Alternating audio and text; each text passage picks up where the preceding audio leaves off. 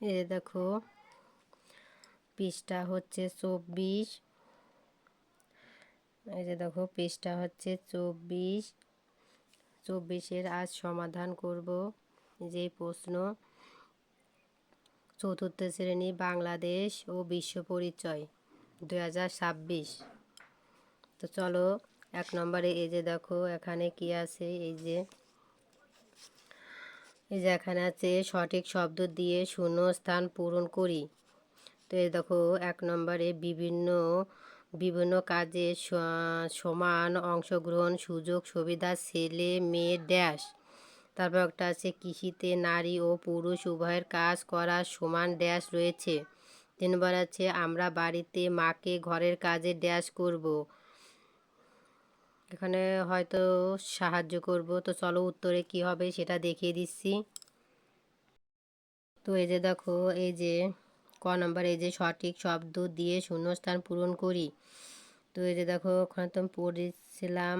তো এখন দেখো এই যে এখানে আছে এই যে বিভিন্ন কাজে সমান অংশগ্রহণ সুযোগ সুবিধা ছেলে মেয়ে ড্যাশ, এখানে হবে সমতা। তারপর একটা আছে কৃষিতে নারী ও পুরুষ উভয়ের কাজ করার সমান রয়েছে, এখানে হবে অধিকার রয়েছে। তারপর হচ্ছে আমাদের বাড়িতে মাকে ঘরের কাজে ড্যাশ করব, সহযোগিতা করব।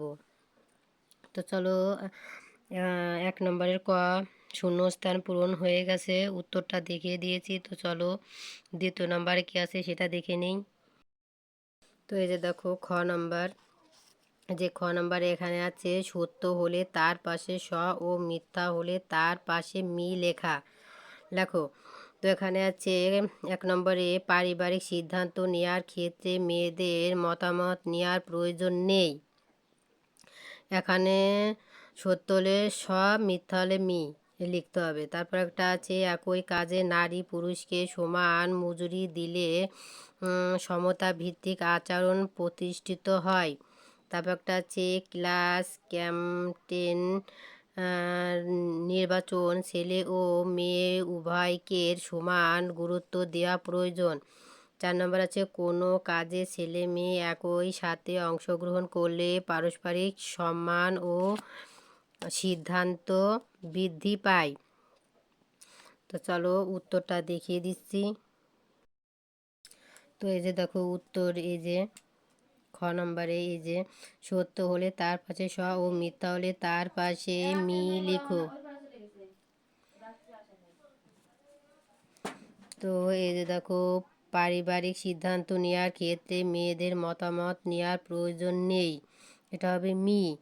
2 নম্বরে আছে একই কাজে নারী পুরুষকে সমান জরুরি মজুরি দিলে সমতা ভিত্তিক আচরণ প্রতিষ্ঠিত হয়, সত্য, এটা স হবে।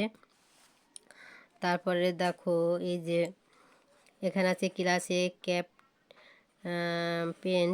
নির্বাচনে ছেলে ও মেয়ের উভয়কে সমান গুরুত্ব দেওয়া প্রয়োজন, এটা সত্য হবে, স হবে। তারপর 4 নম্বর আছে কোনো কাজে ছেলে মেয়ে একই সাথে অংশগ্রহণ করলে পারস্পরিক সম্মান ও শ্রদ্ধা বৃদ্ধি পায়, এটাও সত্য হবে, স হবে। তো গ নম্বর কমপ্লিট হয়ে গেছে। তো চলো গ নম্বরে কী আছে সেটা দেখিয়ে দিচ্ছি। তো এই যে দেখো গ নম্বর এই যে সংক্ষিপ্ত প্রশ্ন। 1 নম্বর আছে ছেলে মেয়ের অসমতা 3টি ক্ষেত্রের নাম লিখো। 2 নম্বর আছে পরিবার ও সমাজে কিভাবে ছেলে মেয়ের অসমতা গড়ে ওঠে। তো চলো উত্তরটা দেখিয়ে দিচ্ছি। তো এই যে দেখো এই যে গ নম্বরের উত্তর এই যে ছেলে মেয়ের অসমতা 3টি ক্ষেত্রের নাম লিখো। উত্তর ছেলে মেয়ের অসমতা 3টি ক্ষেত্র হলো খাদ্য, শিক্ষা ও খেলাধুলা। এ আছে 1 নম্বরের উত্তর। 2 নম্বরে এই যে আছে চলো পরিবার ও সমাজে কিভাবে ছেলে মেয়ের অসমতা গড়ে ওঠে। উত্তর পরিবার ও সমাজে বিভিন্ন বিষয়ে ছেলে মেয়ে অংশগ্রহণ সমান সুযোগ না থাকলে অসমতা গড়ে ওঠে, যেমন পারিবারিক কাজে খাদ্য গ্রহণের ক্ষেত্রে খেলাধুলা সিদ্ধান্ত গ্রহণ অংশগ্রহণের সমান সুযোগ না থাকলে অসমতা গড়ে ওঠে। তো হচ্ছে গ নম্বরের উত্তর। তো চলো ঘ নম্বরে কী আছে সেটা দেখিয়ে দিচ্ছি। তো এই যে দেখো ঘ নম্বরে প্রশ্ন, বর্ণনামূলক প্রশ্ন।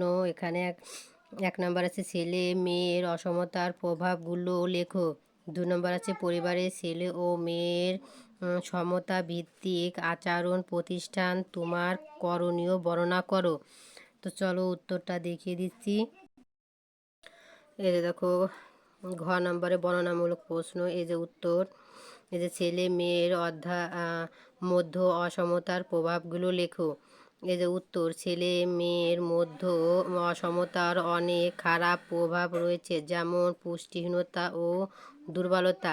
মেয়েরা কম পুষ্টিকর খাবার পেলে পুষ্টিহীনতার ভোগ ও দুর্বল হয়ে পড়ে।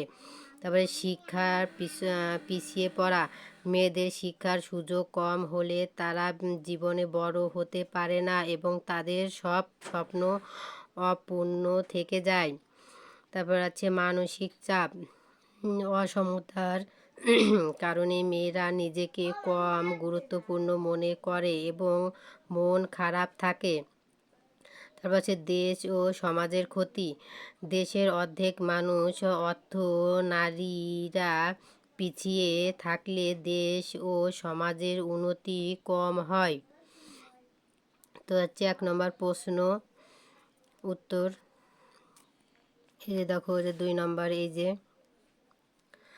2 নম্বরে যে এখানে আছে, এই যে পরিবারের ছেলে ও মেয়ের সমতা ভিত্তিক আচরণ প্রতিষ্ঠান তোমার করণীয় বর্ণনা করো।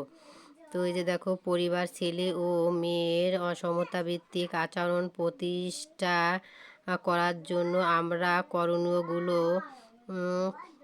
করণীয়গুলো হলো, আমি বাড়ির সব কাজে ভাই বোনকে সমানভাবে সাহায্য করব। তারপর আছে পরিবারের কোনো গুরুত্বপূর্ণ বিষয়ে সিদ্ধান্ত নেওয়ার সময় আমি আমার মা ও বোনের মতামতকে গুরুত্ব দেব। তারপর আছে আমি আমার ভাই বোনকে একসাথে খেলাধুলা করতে উৎসাহিত করব। তারপর আছে আমি বাবা মাকে বুঝবো যে ছেলে ও মেয়ে সবাই সমান এবং সবার প্রতি সমান আচরণ করা উচিত। তো দেখো ঘ নম্বরে 2টা প্রশ্নই কমপ্লিট হয়ে গেছে।